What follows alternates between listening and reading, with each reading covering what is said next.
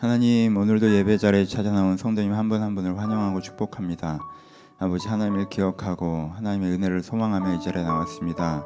한 분 한 분 가운데 찾아가셔서 하나님께서 오셔서 성령께서 오셔서 우리의 마음을 위로하시고 깨닫게 하시고 세우시는 귀한 예배가 되게 하여 주시옵소서.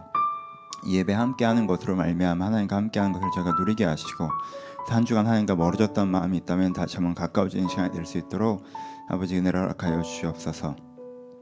우리가 함께 모여 예배하지 않기 때문에 더 예배답지 못한 부분도 있습니다. 주님, 우리의 마음이 온전하지 못한 부분도 있고 집중되지 못하는 부분도 있고 저희가 마음을 담지 못하는 부분도 있습니다. 주님, 그래서 더 은혜가 필요합니다. 하나님, 각자의 방에 책상에 어디에 앉아있건 하나님 주님께서 지금 찾아와 주셔서 이들이 하나님과 함께하는 예배가 될 수 있도록 아버지 은혜를 더하여 주옵소서.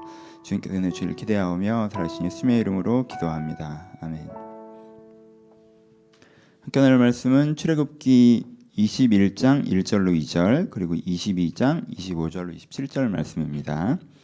출애굽기 21장 1절과 2절 22장 25절에서 27절 말씀입니다. 제가 봉독해 드립니다. 내가 백성 앞에 세울 율법이 이러하니라. 내가 히브리 종을 사면 그는 6해 동안 섬길 것이요 7채에는 몸값을 물지 않고 나가 자유인이 될 것이며. 아멘. 25절부터 또 읽습니다. 내가 만일 너와 함께한 내 백성 중에서 가난한 자에게 돈을 구워주면 너는 그에게 채권자같이 하지 말며 이자를 받지 말 것이며 내가 만일 이웃의 옷을 전당 잡거든 해가 지기 전에 그것을 돌려보내라. 그것이 유일한 옷이라. 그것이 그의 알몸을 가릴 옷인즉 그가 무엇을 입고 자겠느냐. 그가 내게 부르시면 내가 들으리니 나는 자비로운 자임이라. 아멘. 안녕하세요. 네, 오늘은 온정과 온정주의라는 제목으로 말씀을 나누어 보도록 하겠습니다. 이 주제에 대해서 구체적인 상황 두 가지가 있는데요. 그것에 대한 설명을 먼저 좀 해보죠.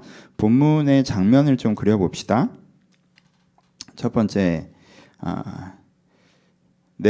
첫 번째 본문 출애굽기 21장 1절과 2절에 대한 그림을 먼저 들어보죠. 내가 1억을 빌렸어요. 근데 그것을 못 갚을 상황이 되었습니다. 그러면 그 1억에 대해서 어떻게 해야 된다고 얘기해요? 그 1억에 대해서 내가 노동으로 보상해야 된다라는 게 그 당시 룰인 거죠. 노동으로 보상해야 됩니다. 그러면 내가 연봉이 5천 정도의 능력 있는 사람이라면 2년 정도 무상으로 노동을 해주면서 그 내가 갚아야 될 돈을 이제 보상할 수 있겠죠. 배상할 수 있겠죠. 그게 이제 그 당시의 룰인 거예요. 그런데 내가 빌린 돈이 10억이에요. 그럼 이제 내가 몇 년을 일을 해줘야 돼요? 10억을 빌렸으면 20년을 노동을 해줘야 되는 거죠. 근데 10억이면 이제 10년이면 10억을 빌렸으면 20년을 해야 되는데 그러면 또 연 3% 계산해야 되고 또 복리잖아요. 그럼 이제 이게 25년까지 가잖아요. 그렇죠? 더 갈 수도 있고요. 그러니까 내가 노동으로 하면 내가 1년 열심히 일해봐야 5천만짜리 노동력을 갖고 있는 사람이야. 근데 내가 날린 돈이 10억이야. 그럼 이걸 배상하려면 20년이 가야 되는데 25년이. 그럼 내가 한 30살이라고 치고 당시의 평균 연령을 생각하면 인생이 여기서 끝나는 거죠. 그냥 나 이제 종살이 하다가 끝내야 되는 상황이 되는 거죠. 그래서 하나님께서 여기에 뭘 두세요? 제한을 두시죠. 그런 식으로 내가 돈을 빌렸다가 돈을 못 갚게 돼서 노동력으로 배상을 해야 되는 상황이 됐으면 최대 기한을 7년으로 끊으시는 거예요. 그러니까 내가 10억을 빌렸는데 그것을 내가 노동력으로 갚아야 되는 상황이 되어도 어떻게 하는 거예요? 내가 7년 동안 해서 3억 5천까지 갚고 그 다음에 이제는 그 빌려주는 사람이 손해보고 끝나야 되는 상황을 이제는 만들어 놓으신 거죠, 그렇죠? 이렇게 하라고 이제 설명을 해주세요. 왜 그런지는 이해되시죠? 왜 그런지는 빌려준 사람은 큰 손해가 되는 거예요. 여러분 엄청난 손해가 되는 거죠, 그렇죠? 근데 그럼에도 불구하고 그러는 이유는 이 사람의 한 번의 경제적인 잘못이 이 사람 인생 전체를 잡아먹게 해서는 안 된다라는 생각이 들어가 있는 거죠, 여기에. 다음 경우를 봅시다. 두 번째 경우는 이제 돈 빌려준 경우를 얘기해요. 그래서 예를 드는 게 돈 빌려준 예를 계속 얘기하시면, 두 번째는 상대방이 나한테 돈을 빌려갔어요. 근데 돈을 날렸어요. 그럼 이제 내가 뭘 할 수 있는 권리가 있어요. 그 사람의 물건을 가져와서 내가 판매해서 일정 부분이라도 그걸 환수할 수 있는 권리가 생기는 거죠. 저 사람이 나한테 돈을 빌려줬는데 안 갚아요. 근데 자기는 여전히 좋은 집에 살고 좋은 차 타고 다녀. 이건 아니잖아요. 그럼 내가 가서 빨간 딱지 붙이고 이건 이제 네 거 아니라 내 거야. 왜냐면 네가 나한테 안 준 돈 있잖아. 그래서 그것을 팔아서 내가 받은 손해를 일정 부분 메꿀 수 있어요. 이게 이 사람의 권리예요. 그런데 거기 제한이 있다는 거죠. 어떤 제한이 있어요? 옷은 안 돼요. 그러니까 요즘에 옷은 너무 아무것도 아니지만 그 당시 옷은 꽤 그래도 비싼 물건이었거든요. 근데 옷은 안 돼요. 옷을 뺏어와 버리면 이 사람이 수치를 당하게 되고, 그리고 당시에는 옷이 이불과도 같았기 때문에 밤에 얼어 죽을 상황이기 때문에 옷은 가져오면 안 돼요. 옷을 만약에 가져오면 하나님이 가만히 있지 않겠다고 얘기하세요. 그래서 이제 옷은 안 돼. 그래서 거의 제한이 있는 거죠. 그러니까 여기도 뭐가 있는 거예요? 이 사람이 돈을 빌려가서 안 갚았으면 다른 거에 대해서는 그렇게 할 수는 있지만 최소한 이 사람이 살아갈 수 있는 최소한 남겨줘야 된다는 거예요. 최소한. 그래서 신명기에서는 맷돌도 안 돼요. 맷돌, 옷 이런 거 완전 기초 생활에 해당되는 건 안 된다라고 하십니다. 그렇죠? 전체 그림을 잘 이해하셔야 돼요. 잘못한 사람은 누구예요? 돈을 빌려간 사람이죠. 약속을 어겼잖아요. 그러니까 왜 그 돈을 빌려갔냐는 거지. 능력도 없으면서. 그렇죠? 약속을 했잖아. 갚는다고. 그리고 욕심 부린 거잖아요. 결과적으로. 그러면 잘못한 사람이 누구예요? 빌려간 사람이죠. 피해본 사람이 누구예요? 빌려준 사람이죠. 여러분 이거 잘 생각하셔야 돼요. 빌려간 사람이 잘못했다는 생각이 흔들리시면 안 돼요.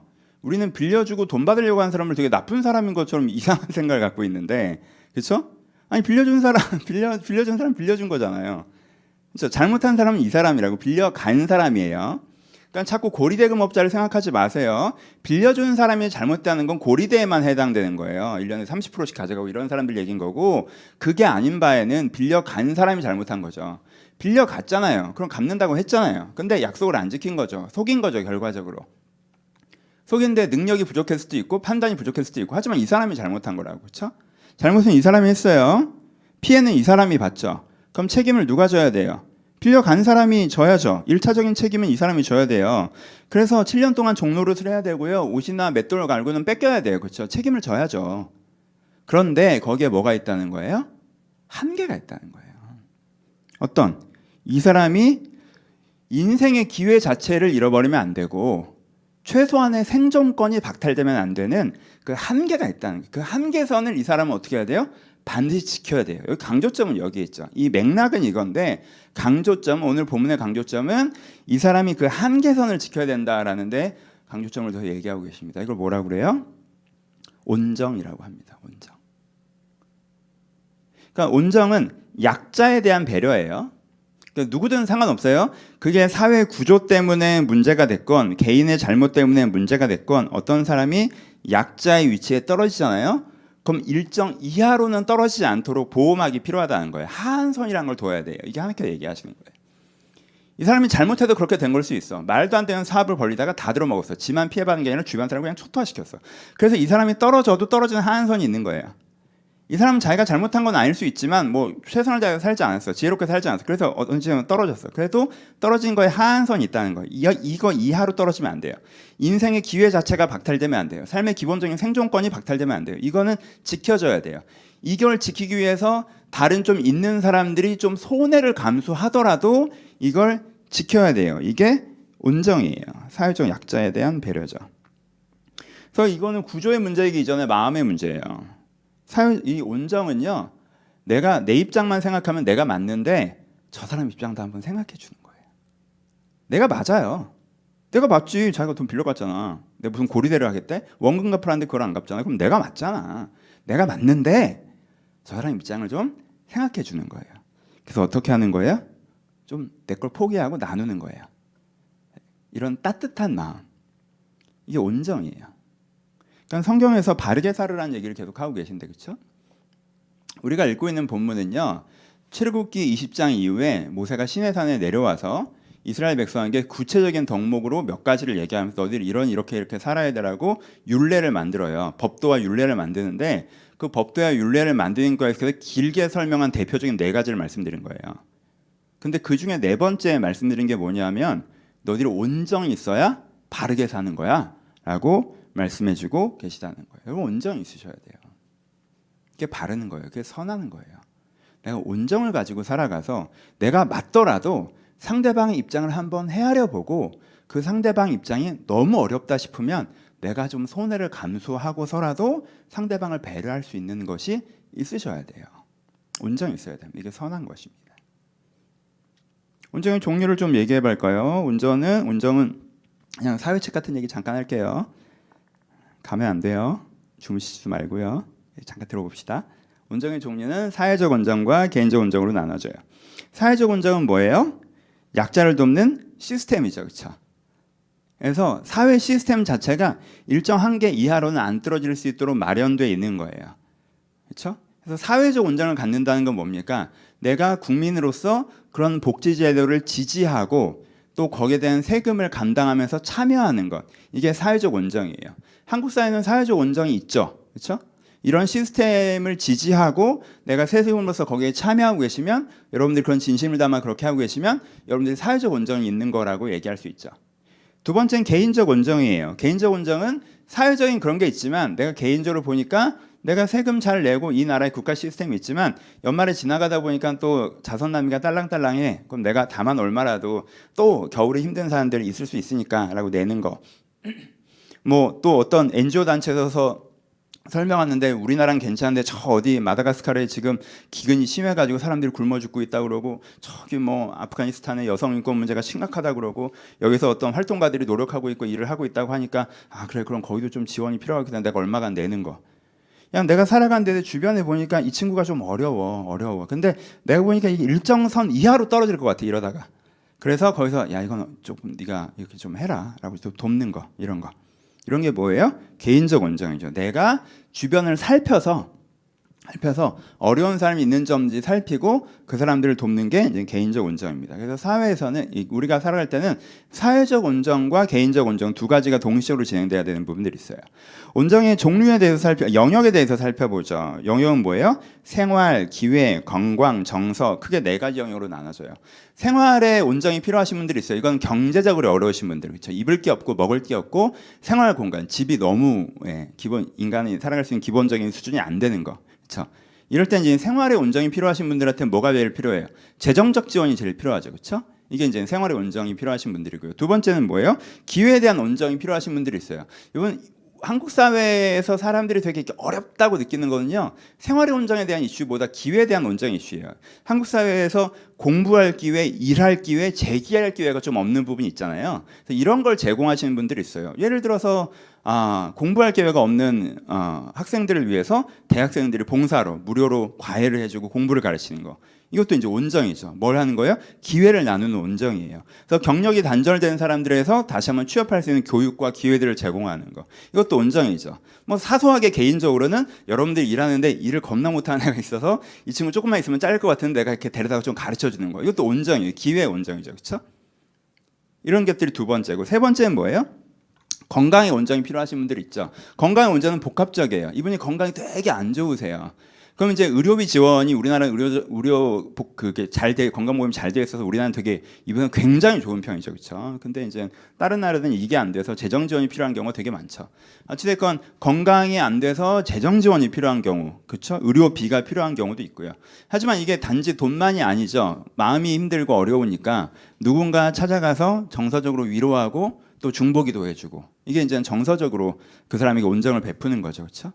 또 내가 진짜 아픈 건 아니지만 건강의 이슈, 내가 장애가 있다거나 노인이라든가 뭐 다른 부분에서 사회적으로 노약자에 해당하는 분들, 이런 분들에게 사회적 시스템을 제공하고, 그리고 이 사람들에게 이제 정서적으로 어떤 뭐 사회적으로 도울 만한 부분에서 봉사하는 거. 이게 뭐예요? 건강의 영역에 대해서 온정이죠. 네 번째, 정서의 영역에 대해서 온정이 필요한 분들도 있죠. 정서적으로 일정 수준 이하의 가난을 겪고 계신 분들도 있어요. 그래서 자살 고위험군일 수도 있고요. 그리고 정서적으로 완전 고립되기 칠 수도 있고요. 그래서 정서적으로 어려워서 삶이 잘 되지 않는 경우들도 있을 수 있고요. 뭐 그런 경우에 마음을 나누는 거, 그렇죠? 그래서 독거노인 찾아가서 그냥 대화를 나눠주는 것이나, 그렇게 사회적이지 않아도 여러분들 주변에 정서로 좀 요즘에 힘든 친구들이 있다면 마음 써주는 것이나, 이런 게 또 이제 정서적 온정에 해당되는 부분입니다. 온정에 대해서 기억해 주셨으면 좋겠어요. 이게 사회책 같은 얘기인데, 오늘은 온정이 뭐예요? 온정은 내가 약자를 배려하는 거예요. 내가 사람들을 살펴서 그 사람이 일정 수준 이하의 어려움을 겪고 있다고 하면 내가 조금 손해가 되더라도 그 사람들을 돕는 따뜻한 마음이에요. 온정이 있어야 돼요. 하나님께 이걸 굉장히 강조하셨어요. 온정에는 사회적 온정과 개인적 온정이 있어요. 내가 그런 사회 시스템을 지지하고 내가 세금으로서 참여하는 게 사회적 온정이에요. 내가 내 주변에 그런 사람이 있는지 없는지 찾고 그 사람들을 돕는 게 개인적 온정이에요. 온정에는 크게 네 가지가 있다고 했어요. 내가 돈의 온정이 필요한 분들에게는 돈을 줄 수 있고요. 그렇죠? 그러니까 봉사의 온정이 필요한 분들에게는 봉사를 할 수도 있고요. 기회의 온정이 필요한 분들에게 내가 기회를 줄 수도 있고요. 그리고 마음이 필요한 분들에게 내가 마음을 나눌 수도 있고요. 그러니까 온정이 꼭 돈만 나누는 것은 아니에요. 여러 가지를 나눌 수 있는 온정이라는 것이 있습니다. 개념은 잡히시죠? 주의사항 한 가지만 얘기하면 이제 설명이 다 끝나요. 주의사항. 오늘 제목은 온정과 온정주의예요. 주의사항은 뭐냐면 온정은 맞지만 온정주의는 틀려요. 그러니까 이거 구별을 잘 하셔야 돼요. 이걸 조금 헷갈릴 수 있으니까 원래 사회시험 보면 조금 헷갈리는 개념들 있잖아요. 근데 제가 일타 강사처럼 간단하게 설명해 드릴게요. 온정은 바른 가치관에 온정을 한 스푼 더하는 거예요. 온정주의는 온정 자체가 기준이 돼버리는 거예요. 그래서 되게 큰 차이예요. 온정은요, 네가 돈을 떼먹었잖아. 그러니까 7년 동안은 종사를 해야지 이게 온정이에요. 근데 7년 뒤에는 놔줄게. 왜? 네 인생 자체가 포기되는 건 아니니까. 온정주의는 뭐 걔가 뭐 떼먹으려고 떼먹었나? 상황이 그렇게 된 거잖아. 그러니까 냅둬. 이게 온정이에요. 온정주의예요. 그러니까 7년의 종살이도 없는 거예요. 그냥 아무것도 내 돈 떼먹고 그냥 잘 먹고 좋은 차 타고 다니고 좋은 집에 사는 거예요. 그러니까 온정 자체가 기준이 돼버리는 걸 온정주의라고 그래요. 온정주의는 되게 위험해요. 왜요? 온정주의 사회가 되면요, 온정을 자기 이익의 수단으로 사용하는 사람들이 발생해요. 그러면 다수가 그것을 부당하다고 느껴요. 그래서 사람들의 마음이 차가워져요. 그래서 온정주의 사회는요, 결국 온정을 사라지게 합니다. 이게 온정주의 사회의 문제예요. 그래서 이 부분이 되지 않도록 주의하셔야 돼요. 기준은 있되 거기에 따뜻한 마음을 더하는 것이 온정입니다. 온정 자체가 기준이 되면 이것이 부당하다라고 느껴지기 때문에 온정 자체가 사라질 수 있습니다. 개념은 좀 이해되시죠? 한 가지 얘기 더 해볼까요? 요즘은 어떨까요? 그러면 온정 반대는요, 온정이 없는 사람들에서 우리는 각박하다라고 얘기하죠. 그렇죠? 사람이 참 각박해. 그냥 각박하다는 게 틀렸다는 말이에요? 아니죠. 그 사람 말인즉슨 맞죠. 빌려갔으면 갚아야 될 거 아니야. 그렇죠?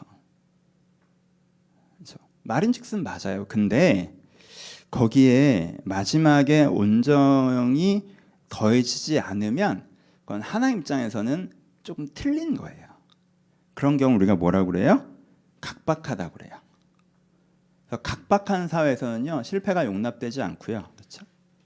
한 번의 잘못으로 인간 이하의 수준으로 떨어지기가 쉽고요. 이러면 좀 세상이 각박한 거예요.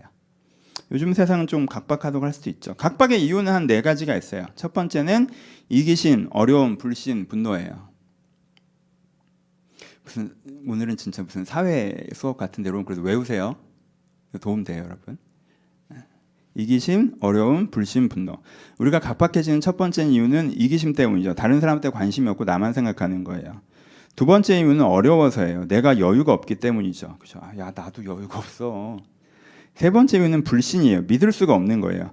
저 사람이 온정이 필요한 약한 사람인지 온정을 자기 이익의 재료로 활용하는 악한 사람인지 이게 구별이 잘 안 가는 거예요. 그럼 사람이 이제 각박해져요. 네 번째는 분노예요. 여러분, 온정이 필요한 상황에서 오늘 성경의 예를 들면 어때요? 저 사람이 나한테 잘못했죠. 결국은 내 입장에서는 속은 거잖아요. 속아서 내 돈을 날렸다고. 그럼 화가 나요? 안 나요? 안 나죠. 그러니까 내가 돈을 가져오는 것도 중요하지만 그거보다 더 중요한 게 뭐예요? 처벌하고 싶죠. 그렇죠? 저 사람 때문에 내가 바보 됐잖아. 내가 저 사람 때문에 속아서 내 돈을 날렸으니까 처벌하고 싶단 말이에요. 그래서 여기에서 되게 분노를 저 사람한테 쏟아내는 마음이 생기면 이제 각박해져요. 그래서 온정이 사라지는 이유는 이기심, 어려움, 불신, 분노예요. 이 시대가 어떠신 것 같아요? 전 좀 각박해지고 있는 것 같아요. 자, 저도 여러분도 우리가 좀 한국 사회가 좀 각박한 쪽으로 가고 있지 않나? 라는 느낌이 들어요. 뭐 내 생각이 틀렸을 수도 있지만 사람들이 각박해지는 이유는요, 다른 사람의 관심이 없어진 이기성 때문인 것 같기도 해요. 그리고 사람들의 기본 정서가 분노여서인 것 같기도 하고, 근데 제가 보기에는 두 번째, 세 번째 이유가 제일 큰 것 같아요. 첫 번째, 네 번째보다. 요즘에 사람들이 각박해지는 이유는 첫 번째, 이 두 번째 이유가 제일 큰 것 같은데 여유가 없어서 그래요. 여유가 없어서. 그러니까 여유라는 게 당장 오늘 내 통장에 얼마가 있느냐의 문제가 아니거든요. 나는 90년대 정서로 이렇게 경제가 쭉 성장하잖아요. 그럼 내가 오늘 들어오는 돈을 써도 내일 괜찮을 것 같잖아요. 그럼 사실 내가 오늘 들어오는 돈 중에 일정 부분을 타인으로 해서 쓰는 게 어렵지가 않거든요. 그런데 내가 지금이 정점인 것 같고 이제부터 떨어질 수도 있다라고 생각하잖아요. 그러면 내가 저 사람보다 좀 나았지만 언제 저 사람처럼 될지 몰라요. 그러니까 저 사람의 어려움을 보면서 내가 도와야겠다는 생각보다 대비해야겠다는 생각이 더 많이 들게 돼요. 그렇죠? 이게 나쁜 생각은 아니죠. 자연스러운 생각이에요.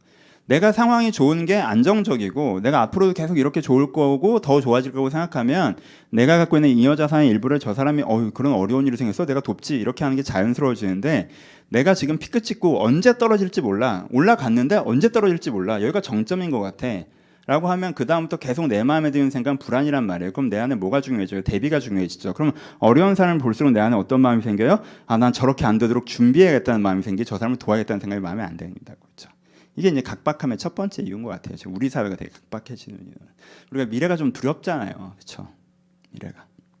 지금은 괜찮은데 내일 어떻게 될지 모르겠다는 생각이 많이 드니까. 90년대는 좀 안 각박했죠. 왜? 다 잘 될 줄 알았거든. 계속. 그러니까 좀 여유가 있었지 사람들이. 그 다음에 여유가 없어지는 어떤 면에서는 더 큰 이유가 불신 때문인 것 같아요. 그러니까 뭐 사소한 거에서부터 큰 여러 가지가 있는데 뭐 예를 들어보죠. 많이 그냥 요즘에 불신이 두 가지죠. 하나는 NGO 단체 후원하시는 분들이 얘기하는 건 내가 이걸 낸다고 해서 전달이 될까 하는 어떤 이 배달 사고가 나지 않을까? 이 단체를 믿을 수 있나? 오늘도 그런 기사가 하나 나왔거든요. 계속 그런 기사들을 접하면 이 단체를 내가 믿을 수 있나?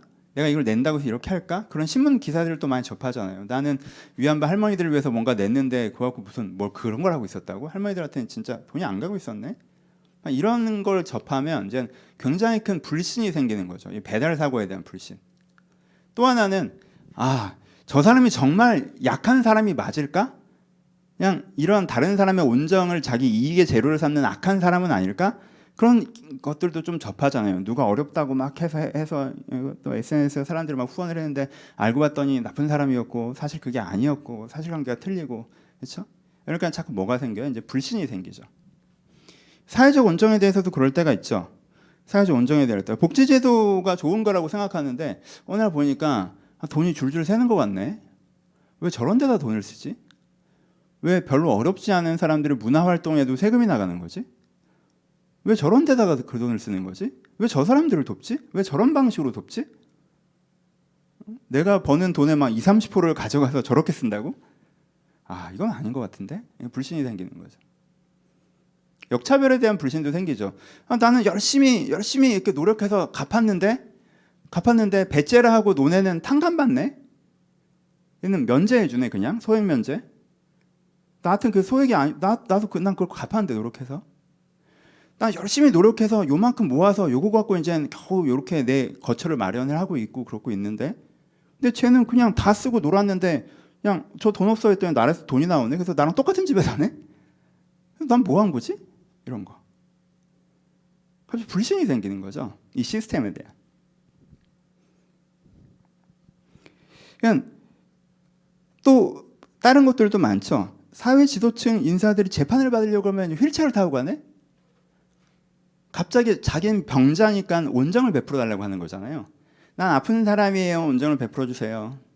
전 돈의 온정은 필요 없지만 건강의 온정이 필요하잖아요. 라고 해서 그분이 갑자기 호텔 같은 병원으로 가시고 그 교도소에 있지 않으시고 정말 저 사람 정말 나쁜 사람이다. 그렇지 우리나라 법 제도가 저런 사람은 처벌하겠지 라고 했더니 심신미약이라네. 심신미약 핵심이 뭐예요? 제가 약해서 그런 거니까 온정을 베풀어 달라는 거죠. 여기서 온정이라고? 저 사람이 약자라고? 내 주변에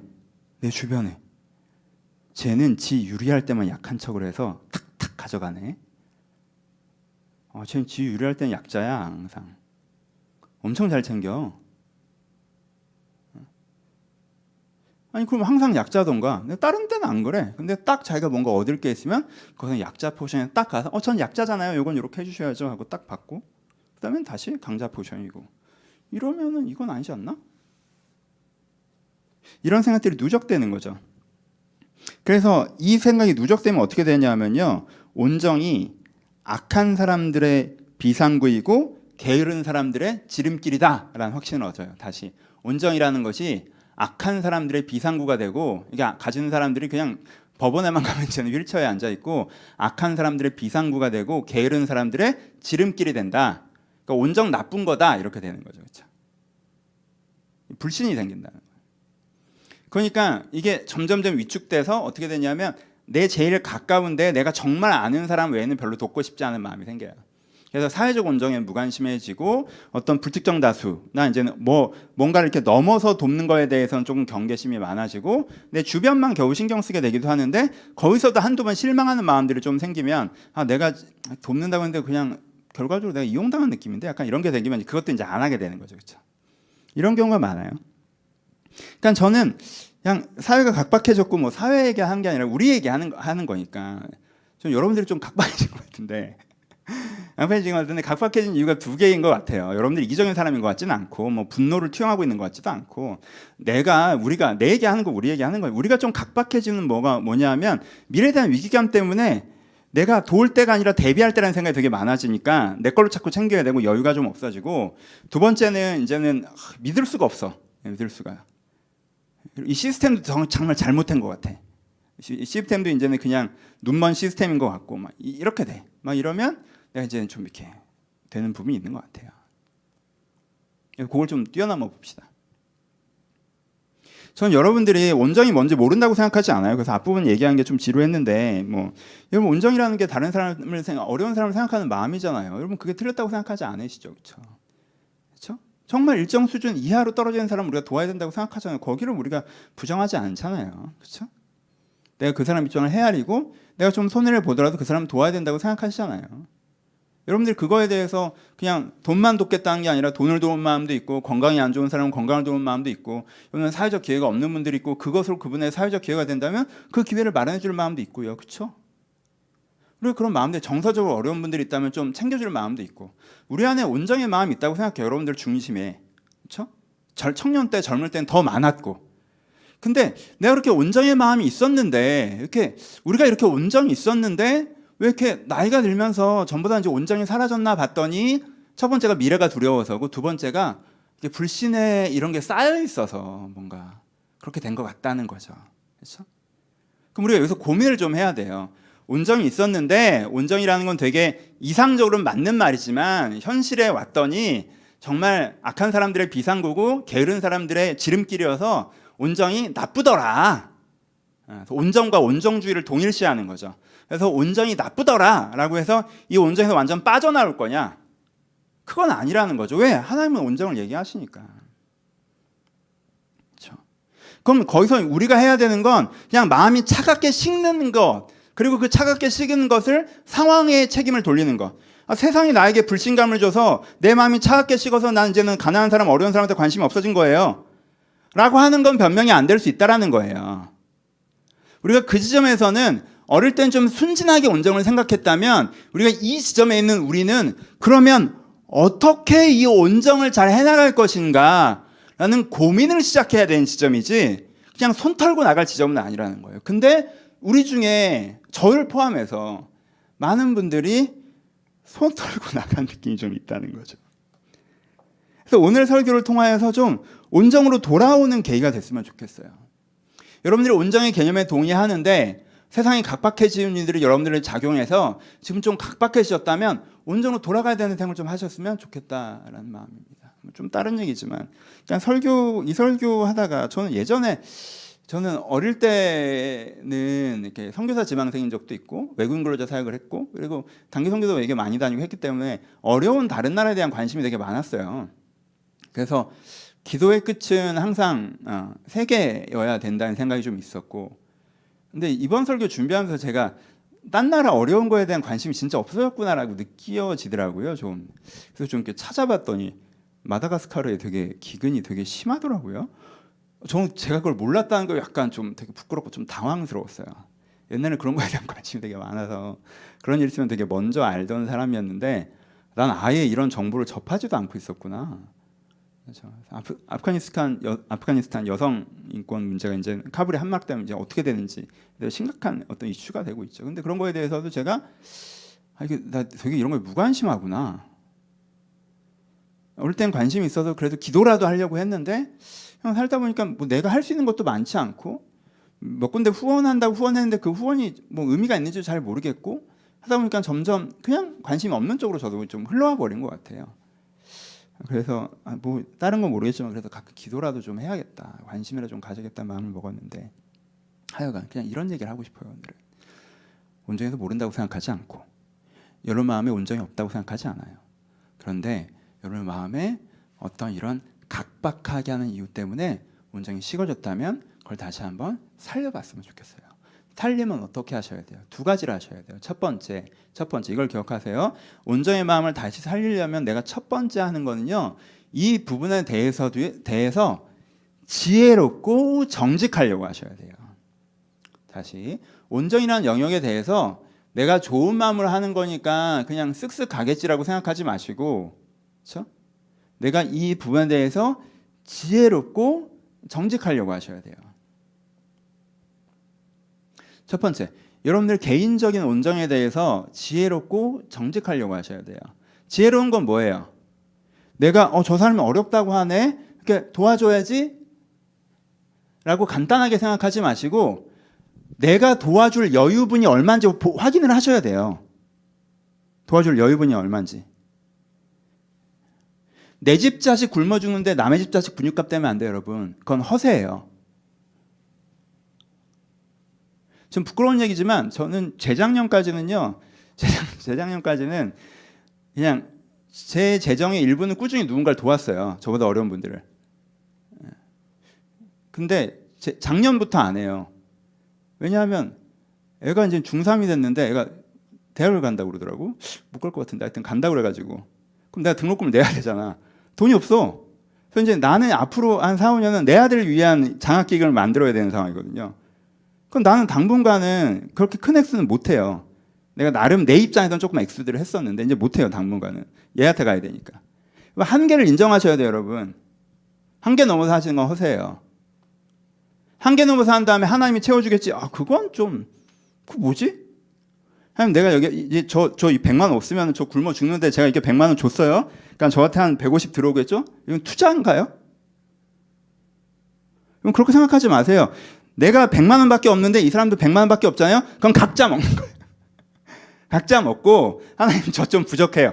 이렇게 하실 일이지 나 정도 어려운 사람한테 내가 이걸 띄워준다? 그렇지 않아요. 그거 하지 마세요.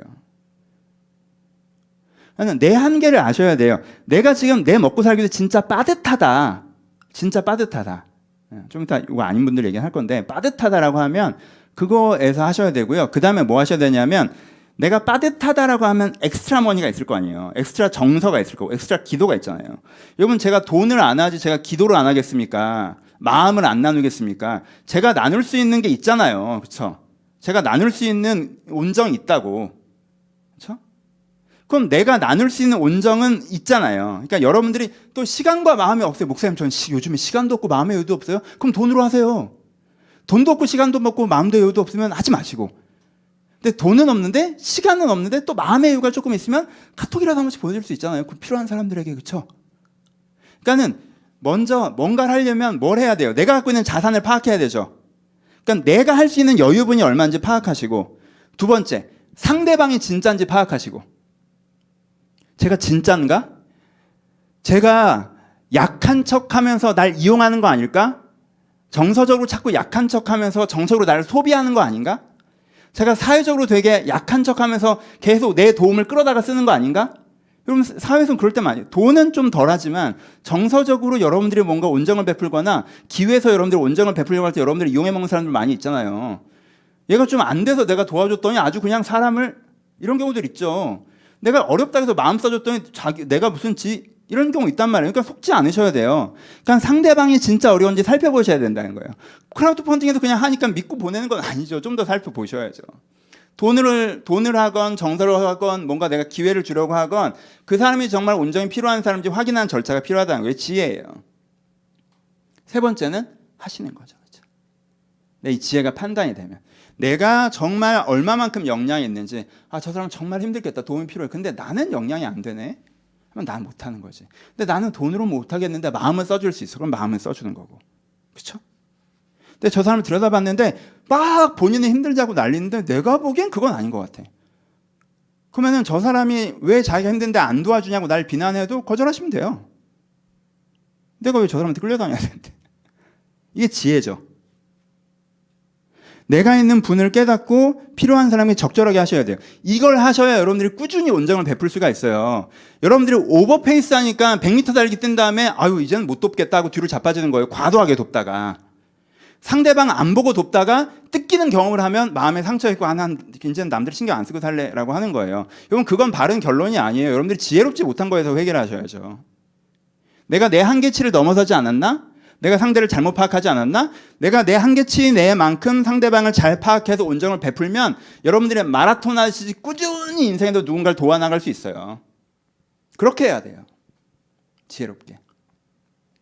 정직하게는 이건데 딱 그냥 반대되는 개념이에요. 반대되는 개념. 반대 위치에 서서 여러분 저 사람이 누굴 잘 도와줘요. 그러니까 내가 정서적인 여유가 조금 없는데 이 사람한테 부탁하면 나를 잘 챙겨줘. 그러니까 막 이 사람이 사실은 더 힘든데 내가 막 이 사람한테 막 이래서 정서적으로 갖다 쓰고 사회적으로 갖다 쓰고 이 사람은 돕는 선한 마음으로 하는 건데 내가 이 사람 착한 거 해서 일 떠넘기고 남 편하게 하고 그럼 이러시면 안 돼요. 기독교인이 그러시면 안 돼요. 그게 여러분들 세상을 차갑게 만드는 거예요. 여러분한테 당한 사람들의 마음이 다칠 거예요. 다른 사람 베풀고 싶지 않아질 거고요. 그러니까 정직하셔야 돼요. 누군가의 도움을 받을 때 내가 정말 도움을 받을 만한 상황인지 저 사람한테 저만큼의 도움을 받는 게 맞는지 내가 정직하게 도움을 받으셔야 돼요. 사회적으로도 마찬가지예요. 사회적 온정에 대해서도요. 지혜롭고 정직하셔야 돼요. 지혜로운 건 뭐예요? 지혜로운 건 아까 말씀드렸던 거 고민을 해야 돼요. 이 시스템이 이런 게 맞나? 이거 진짜 세금 줄줄 새는 거 아닌가? 저 사람들을 저렇게 도와주는 게 맞나? 이게 평균됨, 이게 지금 하방을 맞는 건가? 이거 과도하지 않나? 그래서 고민을 하셔야 돼요. 고민한다고 뭐가 달라져? 여러분들의 정치적 견해를 가지셔야죠. 그래서 이 사람들은 너무 안 도우려고 그래. 에 대해서도 여러분들이 고민을 하셔야 되고요. 이 사람들은 과도하게 도우려고 그래. 그래서 고민을 하셔야 돼요, 여러분. 사회적 견해를 가지셔야죠. 지혜를 가지셔야죠. 뭐가 맞는지는 나도 모르지. 하지만 여러분들이 관심을 갖고 지혜를 가지셔야죠. 또 하나, 정직하셔야죠. 정직한 게 뭐예요? 이런 사회적 온정에 대해서 정직하지 않은 건 두 가지예요. 첫 번째, 여러분들이 세금을 내는 거에 있어서 정직하지 않은 것. 두 번째, 세금을 쓰는 거에 있어서 정직하지 않은 것. 여러분, 나라 돈은 눈 먼 돈이 아니에요. 누군가 낸 세금이에요. 그 사람은 그 돈을 벌기 위해 노력을 했고. 그러니까 여러분, 세금을 여러분들이 정직하지 않게 쓰는 건 불이한 거예요. 그 세금이 쓰여지려고 만든 목적이 있잖아요. 내가 거기에 합당할 때만 그 세금을 쓰셔야 돼요. 눈먼 돈으로 대하시면 안 돼요. 요렇게 꺾으면 난 거기에 해당 안 되지만 내가 쓸 수 있겠네? 그건 잘못된 거예요. 그냥 사회를 차갑게 만드는 거예요. 내가 이 정도 원래 내야 되는데 이렇게 하면 절세 오케이, 탈세 노. 탈세지만 안 낼 수 있겠네? 그건 사회를 차갑게 만드는 거예요. 세금 문제는 생각보다 중요해요, 여러분. 하나님의 공의에서. 왜? 세금 문제는 사회적 온정에 대한 부분이거든요. 이 국민이라는 집단이 일정한 돈을 내서 우리가 공공으로 필요한 데 돈을 쓰고 어려운 사람을 돕는 데 돈을 쓰자라고 합의하는 게 세금이에요. 물론 이걸 갖고 상류층이 헤쳐먹고, 그러니까 권력자들이 헤쳐먹고 엉뚱한 데 쓰고 눈먼 돈이 되고, 그리고 세금 제도를 이상하게 만들어서 내가 그만큼 낼 일이 아닌데 나한테 과도하게 세금을 부여하고. 여러분, 세금 입법은 진짜 신중해야 되는데 막 하잖아. 그건 나 저건 못 내겠다. 그럴 수 있어요. 그러니까 소소한 영역에서는 여러분들이 개인의 고민을 하세요. 전 소소한 건 몰라요. 목사는 원칙을 얘기하는 사람이지 소소한 건 몰라. 세상살이는 여러분들이 더 잘 알잖아. 그러니까는 소소한 입법에서 이건 입법이 잘못해서 이 세금은 내고 싶지 않고 내가 어떻게든 이거 안 내려고 노력한다. 뭐 여러분들이 그렇게 생각하면 그렇게 하세요. 이게 내가 사회적으로 따로 박탈된 다른 기회들과 다른 피해들이 있는 걸 생각하면 요거에선 내가 목적에 안 맞게 소비하는 걸 수 있겠지만 사실 이 정도 세금 혜택을 내가 보는 게 내가 그렇게 문제가 아니라고 생각하면 그렇게 하세요. 디테일은 난 몰라. 내가 어떻게 알아 그걸. 근데 원론을 얘기하는 거예요. 여러분들 하나님 앞에서 지혜롭고 정직하게 하셔야 돼요. 그래서 우리가 이 온정의 문제에 대해서 고민하실 때, 나는 온정의 마음을 갖고 있었는데, 이렇게 돼서, 이제는 전 마음이 강팍해졌어요. 나는 각박한 사람이 됐고, 난 인색한 사람이 됐어요. 근데 그건 나 때문이 아니에요. 이러시면 안 돼요. 온정을 지켜가려고 하셔야 돼요. 지켜가려는 건 뭐예요? 지혜와 정직이에요. 내 마음을 지키기 위해선 지혜가 필요하고, 다른 사람 마음을 지키기 위해선 정직이 필요합니다. 여러분들이 정직하지 않게 이익을 가져가면 다른 사람 마음에 찬물 끼얹는 거예요. 여러분들이 지혜롭지 않게 온정을 활용하면 엉뚱한 사람들한테 이용당하시게 돼 있어요. 그러니까 온정을 갖고 있는 비둘기처럼 순결하시되 뱀처럼 지혜로우셔야 여러분들이 온정 있는 사람으로 살아갈 수가 있어요.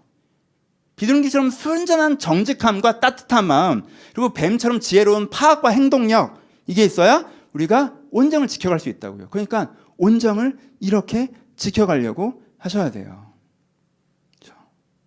여러분들이 그래서 따뜻한 사람으로 남아있으셔야 돼요. 절대 이 사회의 온정주의를 비판하시면서 여러분들의 인색함을 합당하게 생각하지 마십시오. 여러분들이 비판하는 건 온정주의지 온정이 아니에요. 온정주의는 저도 비판합니다. 하나님께서 온정주의를 좋아하지 않으세요. 자기가 잘못했으면 7년간 종살이 해야지. 그냥 띄워먹고 그냥 가게? 그럼 그 돈 날린 사람은 어떻게 하라고? 그럼 그렇다고 평생 종살이를 해? 그거 하나에 인생을 아작내? 그건 아니지. 그건 이 느낌을 찾으셔야 돼요. 이 하나님의 마음. 그래서 여러분들이 온정주의를 비판하는 말미암아 인색해지는 그 자리에서 벗어나셔서 내가 어릴 때는 막연하게 따뜻하게 생각했다면 이제 이 따뜻함을 지켜나가기 위해서 어떻게 지혜롭게 정직하게 살아갈까 해서 따뜻한 마음으로 살아가신 여러분들이 되셨으면 좋겠습니다. 말씀을 마치겠습니다. 이번 주에 좀 서늘해진 것 같지 않아요? 저 이번 주에 너무 좋더라고요. 밤에 좀 지난주까지 밤에 깨니까 새벽에 한 번씩 깨고 너무 힘들었는데 찬물로 샤워하고 이 냉기가 사라지기 전에 자고 이 냉기가 사라지면 새벽에 깨고 이랬는데 하루 종일 피곤하잖아요 사실. 근데 이번 주 너무 좋더라고요. 딱 선선한. 이러다 추워지겠죠, 그렇죠? 좀 있으면. 온도가 참 중요해요, 여러분. 살아가는데 온도가 적절해야 돼요. 너무 더워도요 답답해. 못 살아. 너무 추워도 힘들어. 못 살아. 이 사회의 온도를 결정하는 게 온정입니다. 시스템과 어떤 가치들과 체계들과 이런 것들이 음식의 재료라면 그 음식의 온도를 결정하는 거 온정이에요. 온정. 그런데 여러분 잘 생각하셔야 돼요. 따뜻해야 돼요. 차가우면 안 돼요. 인색해지시면 안 돼요. 뜨거워도 안 돼요. 못 먹어요. 뜨거워도 답답해서 못 살아요. 온정주의에 빠지셔도 안 돼요. 근데 우리가 여기에 익숙해져 있죠.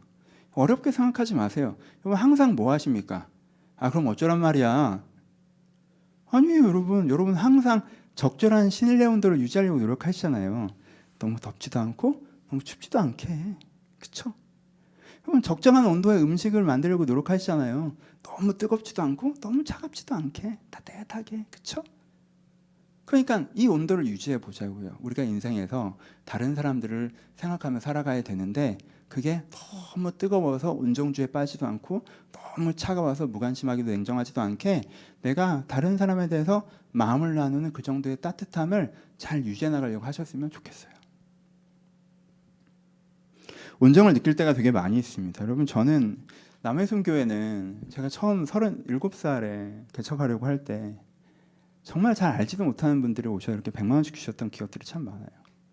제가 참 기억나는 게 그분이 제일 모르는 분이어서 그래요. 제일 모르는 분이 진짜 제가 모르는 권사님이, 그 권사님은 심지어 날 별로 좋아하지도 않았던 것 같아.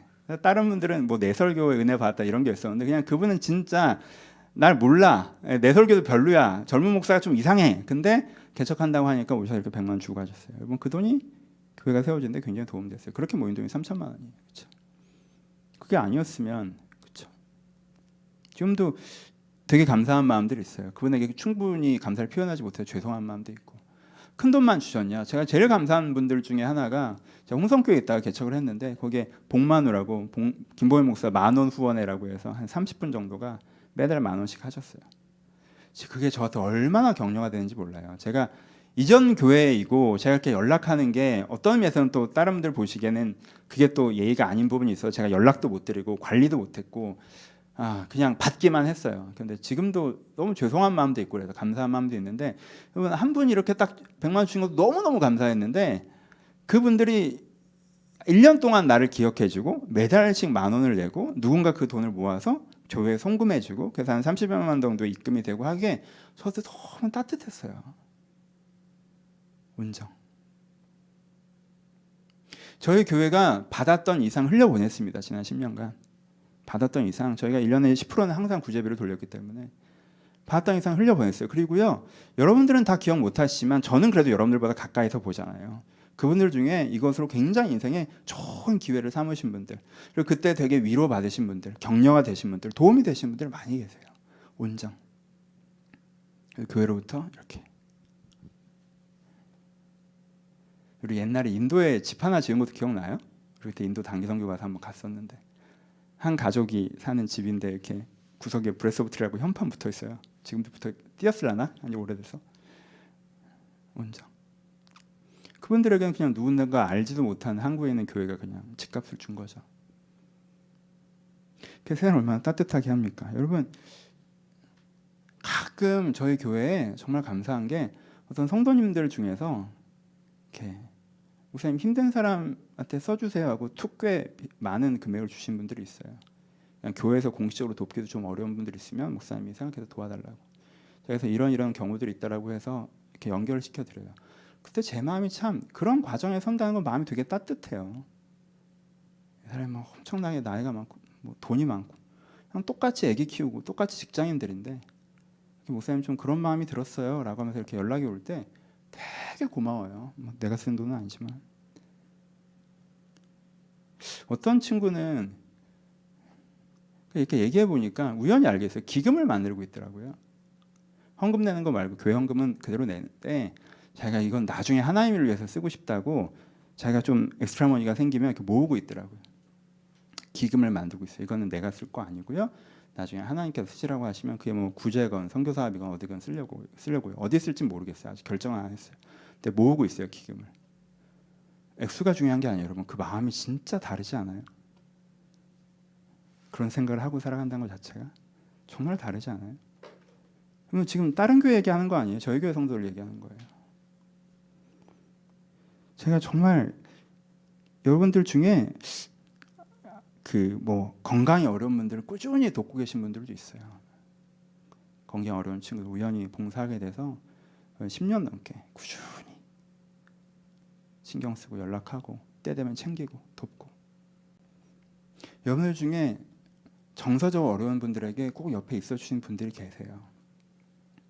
여러분들은 그게 뭐 온정이라고까지 느끼지도 않고 관계라고 생각하겠지만 그냥 보면 그냥 이 사람이 좀 어렵다 싶으면 좀 찾아가고 신경 쓰고 마음 쓰고 챙기고 그것 때문에 다른 사람의 마음이 만져지는 경우들이 있다는 걸 제가 여러 번 봤습니다.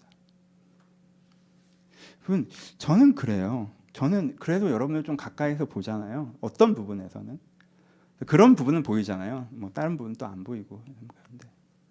그래서 교회에 공동체에 이렇게 되게 온정을 나누시는 재정적으로 그리고 또 사회적으로. 여러분들 회사 생활을 들을 때에도 이 친구가 정말 온정을 나누는구나 느낄 때가 있어요. 여러분들 회사에서 정말 그런 걸 도우실 때 되게 좀 어려운 일을 잘 못하는 어떤 소외된 그런 친구들 신경 쓰고 도우시는 얘기들 제가 들을 때 저는 어떤 면에서는 이 사회에서 제일 필요한 온정 중에 하나라고 생각해요. 정말 그냥 잘하고 계시다고 말씀드리고 싶어요. 잘하고 계시다고. 저희 교회가 그런 거에 대한 어떤 그냥 이런 설교를 제가 많이 안 했죠. 이 설교하는 날이어서 정말 인사드리고 싶어요. 정말 고맙다고. 여러분들 그래 주는 거 정말 고마워요. 여러분들이 그렇게 재정적으로 어려운 사람들 생각해 주는 거 진짜 고마워요. 저는 여러분들이 그렇게 사람들 챙겨주는 거 옆에서 볼 때 되게 좋아요. 건강에 어려운 사람들 마음 쓰고 사시는 거 그게 전 그리스도인의 삶이라는 게 뭐 엄청나게 대단한 거라고 생각하지 않아요. 오늘 이 시리즈 설교의 결론이 될 텐데 전 그런 게 너무너무 소중하다고 생각합니다. 그래서 되게 고맙고요. 잘하고 계시고요. 이 교회가 사실 그런 거에 칭찬 한 번 안 하는 교회고 진짜 이름 없이 빛도 없이 어두운 데서 하고 계시는데 그냥 오늘은 칭찬해드리고 싶어요. 너무너무 잘하고 계세요. 앞으로도 그러셨으면 좋겠어요. 이거는 제가 몰라요. 이론적으로 한 가지 얘기합시다. 이론적으로. 왜냐면 제가 여러분들의 삶을 다 모르잖아요. 여러분들 어디서 누구를 어떻게 돕고 있는지 제가 잘 모르잖아요. 그러니까 제 머리에 누구도 없어요. 그냥 이론적으로 얘기해 봅시다. 어떤 분들은 아마도 이런 거에 관심이 없으실 거예요. 그렇죠? 어떤 분들은 이제 나누고 살만도 한데 각박하실 거고요. 어떤 분들은 하나님께 받은 게 많은 분들인데도 너무 좀 인색하셔서 하나님이 섭섭하실 거예요. 여러분들 주변에 똑같이 애 키우고 똑같이 직장생활 하면서 따뜻하게 살아가는 분들 많이 있어요. 내가 더 성공하고 더 돈 많이 벌고 그러면 돕겠다? 글쎄요. 지금 돈 얘기만 하는 거 아니잖아요. 온정을 나누는 방법에서 돈은 4분의 1밖에 안 되잖아요. 여러분들 누군가를 위해서 기도를 해줄 수도 있고요. 여러분들 연락 한번 해줄 수도 있고요. 밥 한 끼 사줄 수도 있고요. 그렇죠? 봉사활동도 할 수 있고요. 여러분 나눌 수 있는 온정이라는 건 되게 많아요. 난 돈이 없어서 다 못한다? 그렇지 않아요. 과도하게 하라는 건 아니에요. 하지만 분명 여러분들보다 어려운 사람이 있고 그만큼은 도울 수 있다면 10,000원이어도 괜찮고 1,000원이어도 괜찮은 거예요. 여러분들 혹시 여러분들 중에 너무 인색하게 다른 사람 관심 없고 이제 좀 나눌 때도 됐는데 하나님께서 받은 것도 많으면서 그렇게 살고 계시다면 여기가 좋사오니 그러지 마시고 주변을 돌아보세요. 주변을 돌아보셔야 합니다. 그래서 여러분들 주변에 여러분이 살아가고 있는 세상에 온정이 필요한 사람들이 있다면 그만큼을 나누셔야 돼요. 그 나눔을 통하여서 무엇보다 여러분들의 마음이 따뜻해질 거예요. 무엇보다. 세상이 더 따뜻해질 거고요. 그렇게 온기가 흘러다닐 거예요. 이게 되게 아름답지 않습니까? 이게 여러분 너무 세상에 노라는 큰 섭리 중에 하나예요. 그분들이 저에 대한 온정을 베푸셔서 교회가 세워지고 이 교회가 또 다른 사람에게 온정을 베풀고 여러분들이 눈으로 보고 가까이서 겪으신 거잖아요. 여러분들이 누군가의 마음 써서 친절하게 대해주고 따뜻하게 챙겨주고 그럼 그 사람이 나중에 마음의 여유가 생겼을 때 자기가 받은 게 있으니까 또 어려운 사람 있으면 마음 써주고 따뜻하게 챙겨주고 그렇죠?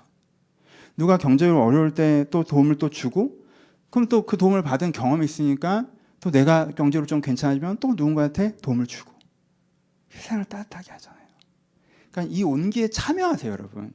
세상에 이런 흐름이 흘러가고 있거든요. 하나님과 함께 이런 따뜻한 흐름이 흘러가고 있어요. 여기에 상관없이 저기서 각박하게 살지 마시고 여기에 참여하세요. 액수, 방식 다 괜찮아요. 우리는 거기에 대한 경계심은 지나칠 정도로 많은 교회잖아요. 그렇죠? 그건 상관없어요. 할 수 있을 만큼. 근데 그렇게 하셨으면 좋겠어요. 저는 여러분 노숙자분들 돕는 걸 그렇게 좋아하지 않아요. 우리나라 노숙자 센터에서 지원이 굉장히 잘 되는 편이거든요. 저희 교회 근데 오시는 노숙자분들이 계셔요. 2분 계신데 여러분들 오셨는데 저는 전 노숙자를 쓰는 거 별로 좋아하지 않는데 교회 이사 오자마자 오신 분들 1번, 2번 2분이 오셔서 당신 1등, 당신 2등. 그래서 내가 한 달에 10,000원씩 주겠다. 라고 해서 지금 교회 여기 오고 지금까지 드려요. 매달 오세요. 매달. 친해졌어요. 이제 좀. 1년에 12번 보니까. 진짜 재밌어요. 반갑고. 어떻게 지내신지 얘기도 듣고, 한 분은 이분이 이제 노숙자가 아니지 않나? 되게 좋아하셨어요. 일도 하시고. 예, 그래서 이제는 따로 이제는 하시고, 그래도 일을 하시는데 그래도 10,000원 받겠다고 주말에 꼭 오시더라고요. 드려요. 재밌잖아. 좋잖아요. 그냥 이 흐름 속에 있읍시다, 우리. 이 흐름 속에. 맞고 틀리는 거 너무 따지지 마시고, 온정주의를 하자는 거 아니라니까? 온정주의를 하자는 거 말고, 그냥 끝은 살짝 올려서 따뜻한 거 한 스푼. 여러분들이 진짜 주변에 돌아보시고 사회적으로 생각하시면서 지혜롭게 정직하게, 그래서 따뜻하게 하나님께서 이렇게 세상을 따뜻하게 만들어 가시는 흐름에 함께 하셨으면 좋겠습니다. 하나님께서 그래서 우리를 사용하시고 우리를 통해 세상이 더 좋은 곳이 되게 하실 것입니다. 같이 기도하시겠습니다.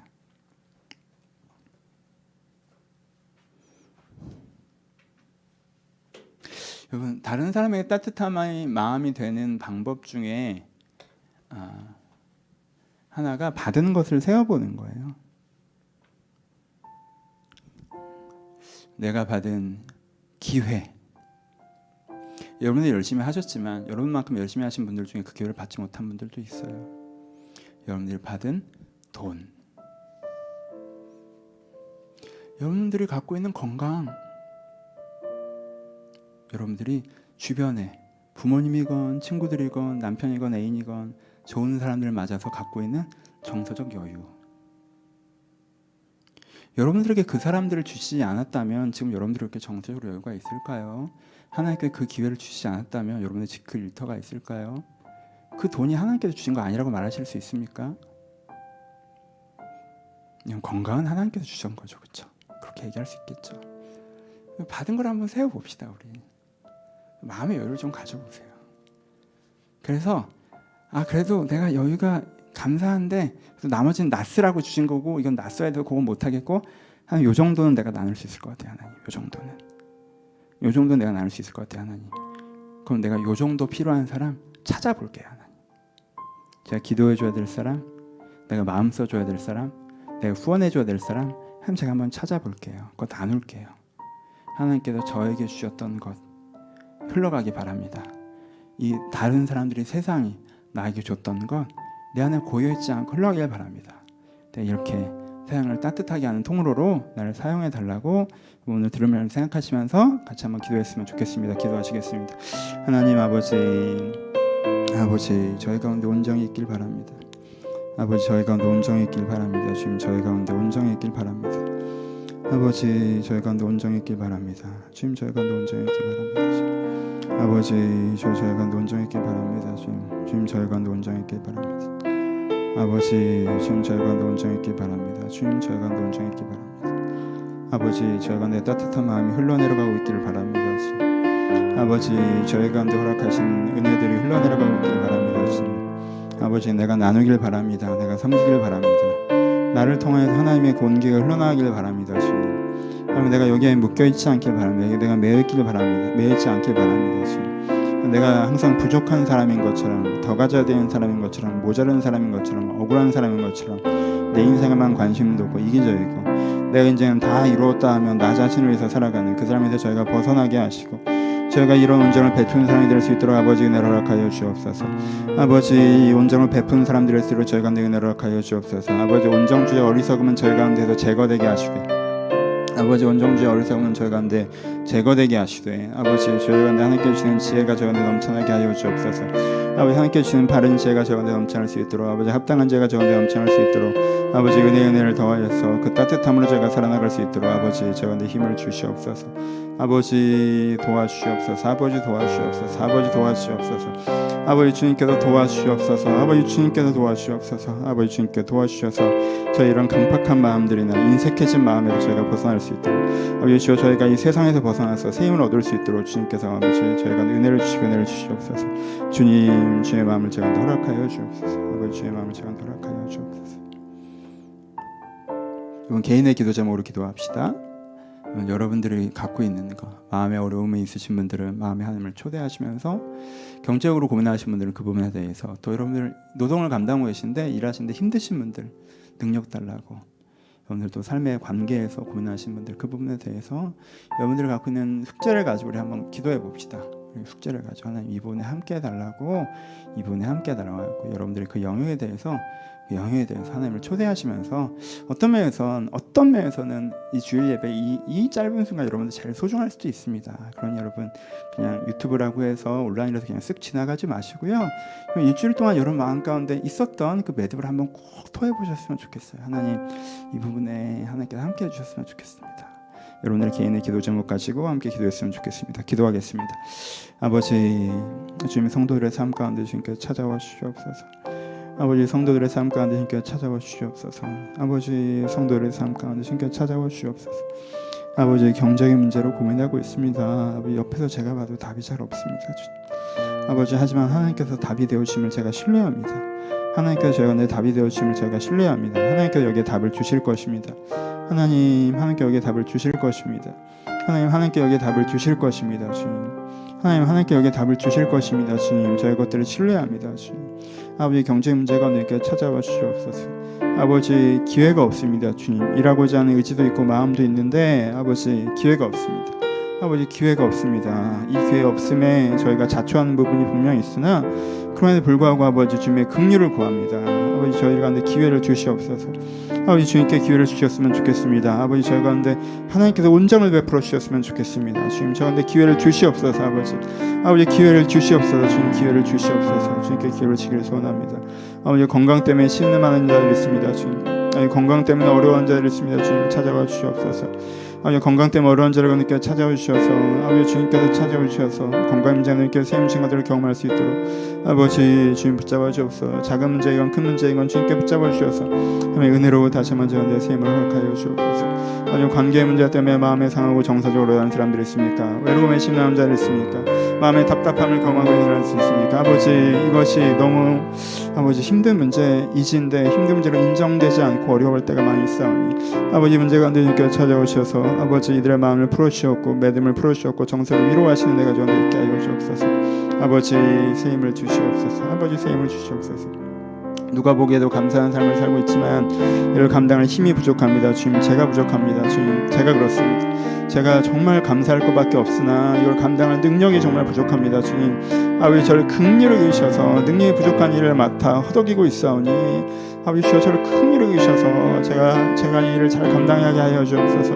하나님, 감당하게 하여 주옵소서. 감당하게 하여 주옵소서. 주님, 감당하게 하여 주옵소서. 우리 오늘은 한 번 더 기도할 때 여러분 주변에 온전히 필요한 분들, 생각나는 분들 있다면 한번 기도해 주셨으면 좋겠습니다. 저는 좀 막연할 수도 있지만 마다가스카르 그냥 좀 부끄러웠어요. 오랫동안 좀 세상 어려운 곳에서 기도는 하고 살았었는데 내가 그렇지 않은 거에 좀 부끄러웠습니다. 그래서 좀 그런 걸 위해서 좀 기도해 보려고도 하고요. 여러분들 주변에 있는 사람들도 괜찮고, 여러분 들은 소문인데 어느 동네 사람들 어렵다더라, 어느 나라 사람들 어렵다더라, 그 나라를 위한 것도 괜찮습니다. 여러분들 생각나시는 대로 하나님 여기 긍휼을 베풀어 주시옵소서. 우리 한 번 더 중보하고 제가 기도하고 마치겠습니다. 기도하겠습니다. 하나님 아버지, 코로나로 어려워하는 분들 되게 많이 계십니다. 아버지, 교회 자영업자분들, 막막해하는 분들, 답답해하는 분들 많이 계십니다.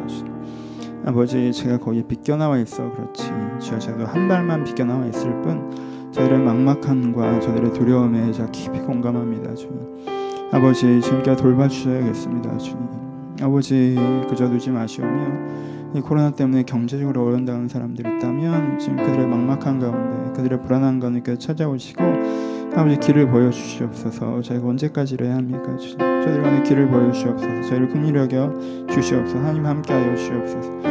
주님께서 길을 보이시고 긍휼히 여기셔 저희 간에 함께하여 주시옵소서.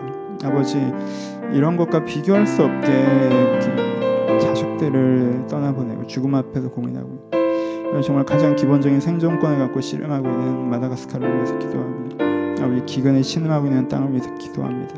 아버지, 주여 저를 도와주시옵소서. 저들을 도와주셔서 구호들이 이루어지게 하시며 식량이 공급되게 하시며 세계가 무관심하는 것이 아니라 세계가 다시 한번 여기에 관심을 갖고 이들의 기근의 문제를 돕고 아버지, 이들의 문제를 해결해 갈 수 있도록 아버지 도와주시옵소서. 아버지, 제가 할 수 있는 것들을 하며 마음을 담아 동참하고자 하는 것도 있는데 주여 저를 긍휼히 주셔서 아버지 찾아오셔서 주님 찾아오셔서 정말 이 부분들 가운데 주님께서 해결하신 걸 저희를 경험할 수 있도록 이 아름다운 땅이 하나님의 긍휼을 쓸 수 있도록 주여 저희를 도와주옵소서. 이 기근의 문제를 주님께 해결하여 주옵소서. 아버지 다른 여러 가지 어려움들도 있습니다. 돌아보면 미얀마의 땅에서 어려움이 있고 아버지 아프가니스탄에 있는 여성들을 향한 마음들도 있습니다. 주님 제가 감히 이것들을 위해서 기도하는 것이 부끄럽으나 그런데 불구하고 내가 이것을 기도라도 하지 않는 것이 더 부끄러운 것을 기억하며 아버지 정말 기도라도 하길 바라오니 주님 그 땅 가운데 함께 하셔서 정말 그들 가운데 하나님의 인자와 위로가 있을 수 있도록 주님 저를 축복하시고 축복하여 주옵소서. 주님 저를 도와주옵소서. 주님 저를 도와주옵소서.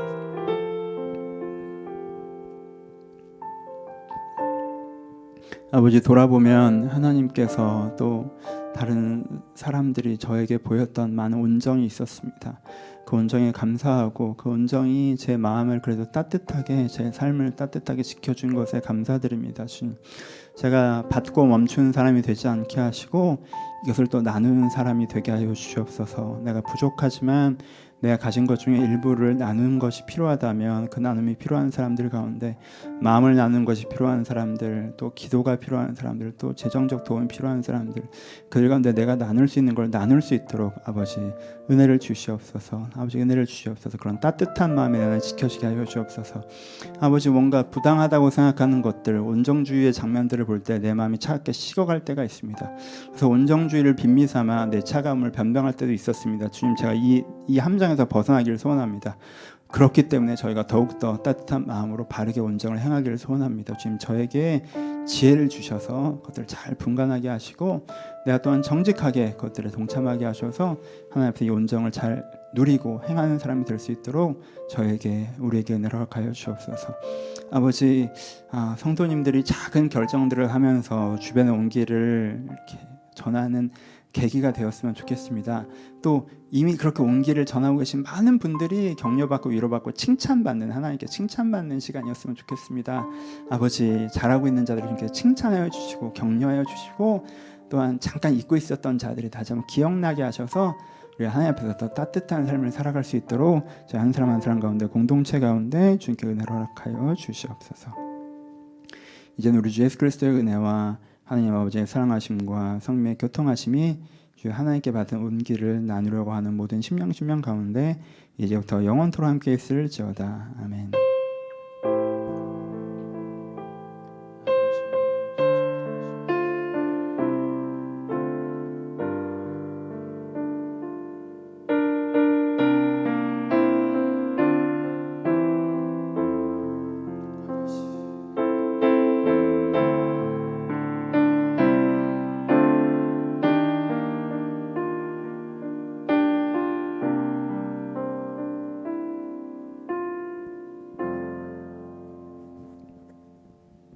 함께 해주셔서 감사합니다. 감사의 박수 나누시겠습니다. 감사합니다. 광고 말씀 드리겠습니다. 이번 주 지나서 다음 주부터 이제 레위기 사금이 시작됩니다. 이번 주에